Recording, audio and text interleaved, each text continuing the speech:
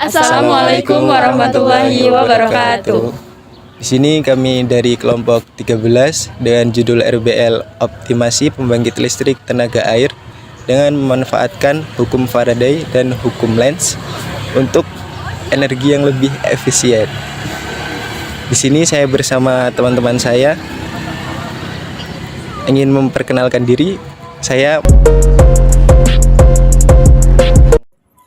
Dwi Rahmawati Saya Irene Gita Ginting. Saya Anissa Alkoria. Dan saya Fitria Rahmat. Optimasi pembangkit listrik tenaga air dengan memanfaatkan hukum Faraday dan hukum Lenz untuk produksi energi yang efisien. Untuk daftar isi, ada pengertian prinsip sejarah singkat PLTA, teori dasar dan rumus, alat dan bahan, kelebihan dan kekurangan. Pengertian. Hukum Faraday adalah hukum dasar elektromagnetisme yang menjelaskan bagaimana arus listrik menghasilkan medan magnet, dan sebaliknya, bagaimana medan magnet dapat menghasilkan arus listrik pada sebuah konduktor. Hukum Faraday inilah yang kemudian menjadi dasar dari prinsip kerja induktor, transformator, solenoid, generator listrik, dan motor listrik.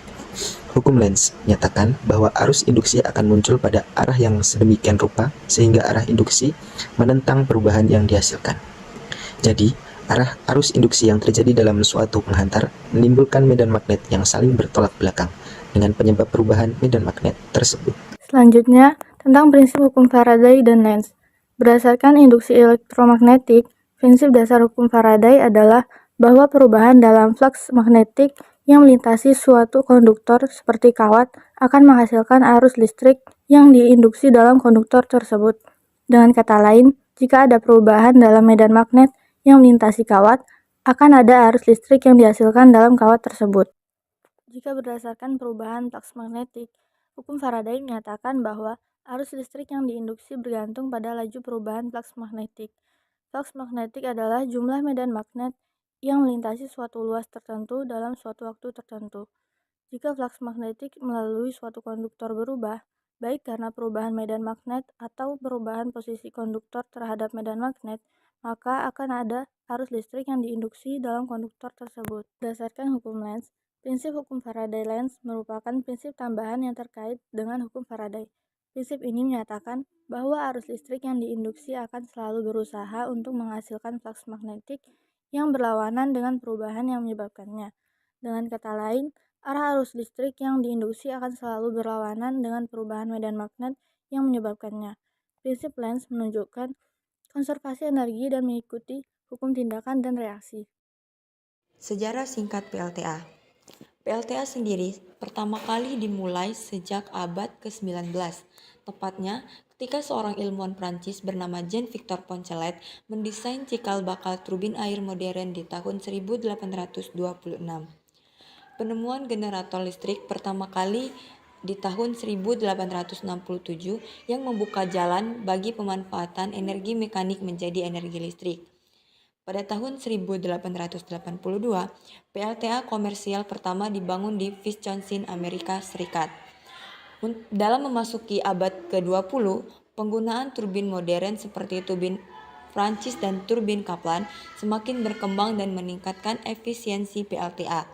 Di Indonesia sendiri, PLTA tertua jatuh pada PLTA Tonsea Lama di Kabupaten Minahasa, Sulawesi Utara, yang dibangun pada zaman penjajahan Belanda tahun 1912.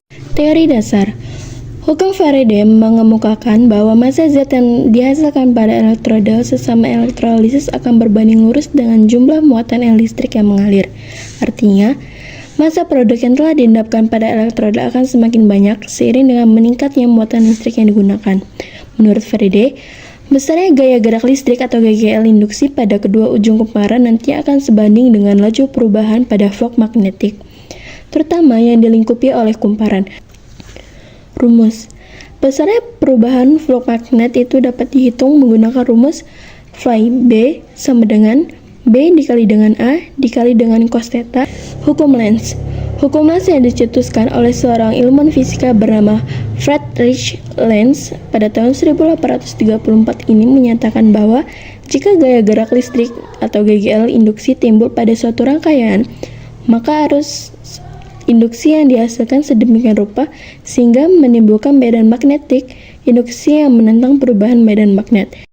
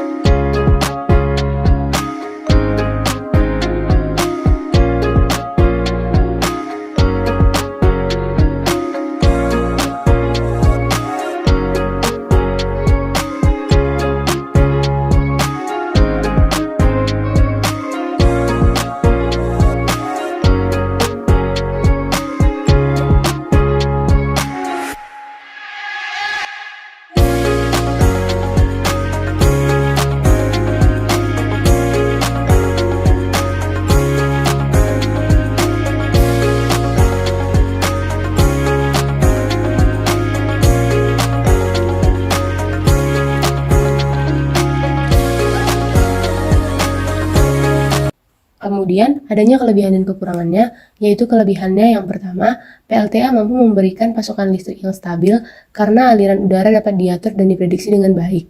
Yang kedua, dari segi operasional, PLTA menawarkan layanan yang cukup tinggi. Dengan mengatur jumlah aliran udara ke turbin, kapasitas produksi listrik PLTA dapat diatur sesuai permintaan.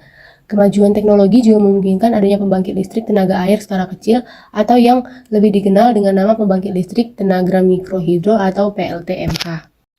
Yang keempat, dibandingkan PLTA biasa, PLTMH dapat dibangun di wilayah terpencil atau pedalaman sehingga bisa menyediakan akses listrik yang lebih baik untuk masyarakat yang terlindungi. Yang kelima, waduk yang dibangun untuk PLTA dapat memiliki manfaat ganda, misalnya untuk sistem irigasi dan penanganan banjir. Dan kelebihannya yang terakhir, yaitu PLTA bisa memiliki masa hidup yang relatif panjang. Data dari IEA menunjukkan bahwa sekitar 40% dari seluruh PLTA di dunia telah beroperasi setidaknya selama 40 tahun. Kemudian terdapat kekurangannya. Yang pertama, pembangunan waduk untuk PLTA dapat mengubah ekosistem sungai dan lingkungan di sekitarnya, sehingga hal itu mempengaruhi ekosistem sungai termasuk hewan dan tumbuhan yang bergantung pada pola aliran air yang asli. Yang kedua, peluang terjadinya perubahan iklim mikro di sekitar waduk juga ada, dan ini tentu berdampak kepada tanaman, hewan, dan manusia yang tinggal di sekitarnya. Dan kekurangannya yang terakhir yaitu pembangunan PLTA itu memerlukan biaya dan investasi awal yang cukup besar. Hal ini menjadi kendala terutama di daerah yang sering mengalami kesulitan soal pendanaan. Sekian video RBL dari kelompok kami. Terima kasih. Wassalamualaikum warahmatullahi wabarakatuh. See you.